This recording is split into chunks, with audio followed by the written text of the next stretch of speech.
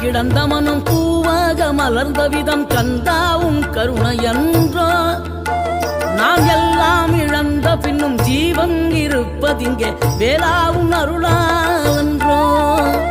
கோடி பணம் இருந்தாலும் மேலும் அதை தேடுகின்ற மானிடர்கள் கூட்டம் நடுவே மனம் தேடி உனை திரிந்தபடி திருப்புகழை பாடும் என நாடி வந்து காத்த குரு